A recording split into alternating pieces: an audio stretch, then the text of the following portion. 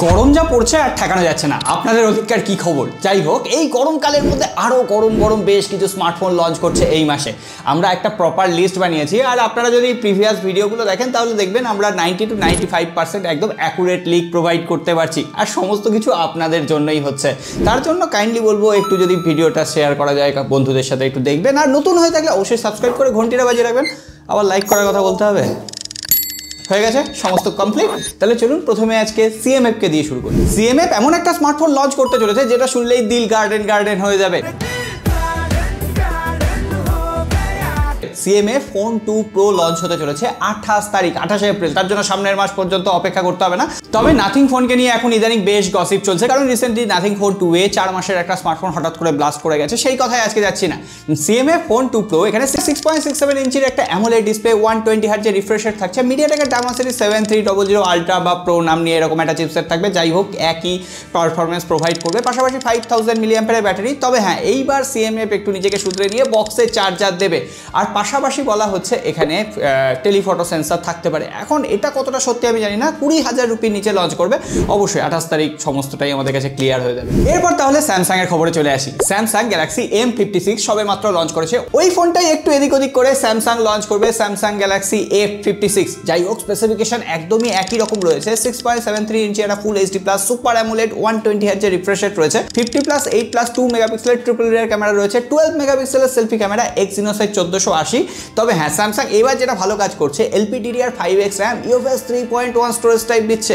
এটা কিন্তু ইনসেন। তার উপরে স্যামসাং এর One UI এর অপটিমাইজেশন, 6 বছরের অপারেটিং সিস্টেম আপডেট। এই স্মার্টফোনটা 25,000 রুপির নিচে লঞ্চ করবে বলছে। তো সেদিক থেকে স্যামসাং এর স্মার্টফোন যারা খুঁজছেন তাদের জন্য আরেকটা ভালো অপশন। তবে স্যামসাং এর যে স্মার্টফোনটা একদম মন জিতে নেবে সেটা হচ্ছে স্যামসাং গ্যালাক্সি S25 Edge। এই স্মার্টফোনটা অলরেডি শোকেস হয়ে গেছে। একদম পাতলা স্মার্টফোন, মোটামুটি স্যামসাং এর ইতিহাসে সব থেকে পাতলা স্মার্টফোন হতে চলেছে। যেটুকু খবর আছে, 6.6 ইঞ্চির একটা 2K AMOLED ডিসপ্লে রয়েছে, 120 হার্জের রিফ্রেশ রেট, 200 মেগাপিক্সেলের ক্যামেরা থাকবে প্রাইমারি, এর সঙ্গে 12 মেগাপিক্সেলের একটা সেকেন্ডারি সেন্সর থাকছে। তবে এখানে কোনো টেলিফটো সেন্সর থাকছে না, কোয়ালকম স্ন্যাপড্রাগন 8 এলিট চিপসেট থাকছে। তবে এত কিছু দিয়ে এই স্মার্টফোনটা নাকি 70-75 হাজার রুপিতে লঞ্চ হবে। জানি না, কিছুদিন আগে লিক এসেছিল যে 1 লাখের ওপর দাম হয়ে যাবে, এখন বলা হচ্ছে এই দামটা হবে।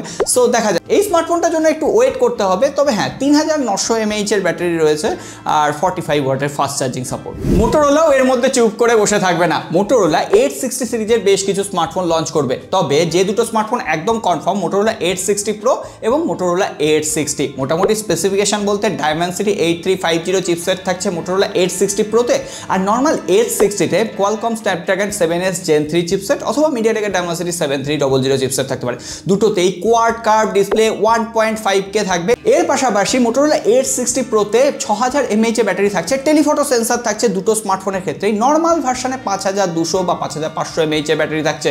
সো ওভারঅল মোটোরোলা 860 সিরিজে বেশ কিছু ভালো স্মার্টফোন অলরেডি লঞ্চ হয়ে গেছে। 860 ফিউশন লঞ্চ হয়েছে, 860 স্টাইলাস লঞ্চ হয়েছে, যদিও স্টাইলাস কভার করার খুব তাড়াতাড়ি চেষ্টা করছি। সো দেখা যাক, টেস্টিং চলছে। আর সমস্ত রিভিউ সবার আগে জেনুইনভাবে পাওয়ার জন্য অবশ্যই লাইক আর সাবস্ক্রাইব করে রাখবেন, কারণ রিভিউগুলো দেখলেই আপনি বুঝতে পারবেন যে একটা রিভিউর পেছনে আমরা কতটা খাটাখাটনি করছি, কতটা প্রপার ইনফরমেশন দেওয়ার চেষ্টা করছি। তবে দুটো ফ্ল্যাগশিপ কিলার স্মার্টফোন আসবে। একটা হচ্ছে IQ Neo 10, যেখানে বলা হচ্ছে Qualcomm Snapdragon 8S Gen 3 chipset থাকতে পারে, 30,000 রুপির আশেপাশে লঞ্চ হবে।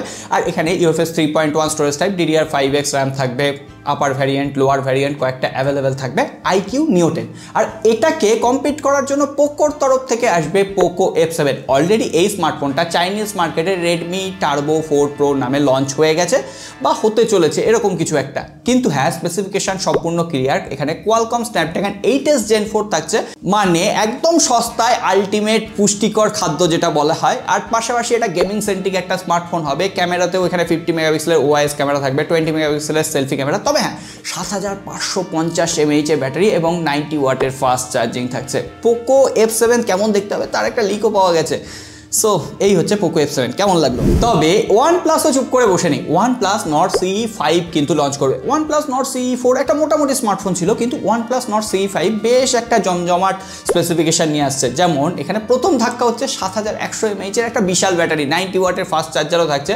পাশাপাশি এখানে 6.7 ইঞ্চির একটা 120 হার্জের OLED ডিসপ্লে থাকছে, মিডিয়াটেকের Dimensity 8350 চিপসেট। আর এখানে 50 মেগাপিক্সেল প্লাস 8 মেগাপিক্সেলের ডুয়েল রিয়ার ক্যামেরা থাকছে। ওভারঅল ঠিকঠাক। এটা যদি মোটামুটি মোটামুটি 25,000-এর নিচে লঞ্চ হয় তাহলে OnePlus-এর আর একটা ভালো ডিভাইস লঞ্চ হবে। ওহো, আরেকটা কথা তো বলতে ভুলেই গেছি, পোকো F7-কে কম্পিট করার জন্য Realme GT7-ও নাকি এপ্রিল মাসের শেষের দিকে মে মাসের শেষের দিকে লঞ্চ করবে। আর এখানে মিডিয়াটেকের Dimensity 9400 প্লাস চিপসেট থাকবে 30,000 রুপির নিচে। বোঝা যাচ্ছে মানে 30,000 রুপির নিচের প্রাইস পয়েন্টে যে বাজারটা, কম্পিটিশনটা কতটা তাগড়াই হতে চলেছে। আর পাশাপাশি এখানে 1.5K এর একটা OLED ডিসপ্লে থাকছে, 50 মেগাপিক্সেলের dual rare camera, 7200 mAh battery, তারপরে IP69 রেটিং এখন কমন হয়ে গেছে। যাই হোক, সব শেষে আরেকটা স্মার্টফোনের খবর শোনা যাচ্ছে, যদিও এখনো পর্যন্ত আমি 100% এটা নিয়ে কনফার্ম নয়, Vivo X200 FE। এতদিন স্যামসাংয়ের FE দেখেছি, এবার ভিভোর X200 FE লঞ্চ করতে পারে, যদিও কবে লঞ্চ করবে স্পেসিফিকেশন একটা লিক সামনে এসেছে, যেখানে বলা হচ্ছে 6.31 ইঞ্চের একটা AMOLED ডিসপ্লে, 120 Hz রিফ্রেশার থাকবে, মিডিয়াটেকের Dimensity 9400E চিপসেট থাকবে, 50 মেগাপিক্সেলের ডুয়েল লেয়ার ক্যামেরা, টেলিফটো সেন্সরও 50 মেগাপিক্সেল থাকছে, আর 50 মেগাপিক্সেলের সেলফি ক্যামেরা, 90 ওয়াটের ফাস্ট চার্জার। হতে পারে Vivo X200 mini যেটা, সেটাই হয়তো একটু নাম টাম চেঞ্জ করে X200 FE নাম নিয়ে লঞ্চ করতে পারে। কিন্তু হ্যাঁ, যখন খবর পাবো সবার আগে টেক নিউজে আপনাদের সাথে এক্সক্লুসিভ আপডেট শেয়ার করে দেবো, কথা দিচ্ছি। শুধুমাত্র টেক লাভার বন্ধু হলে একটু লাইক করে দেবেন, আর আপনার টেক লাভার বন্ধুদের সাথে ভিডিওটা শেয়ার করতে একদম ভুলবেন না। সকলে ভালো থাকবেন, সুস্থ থাকবেন, দেখা হবে আগামীকাল।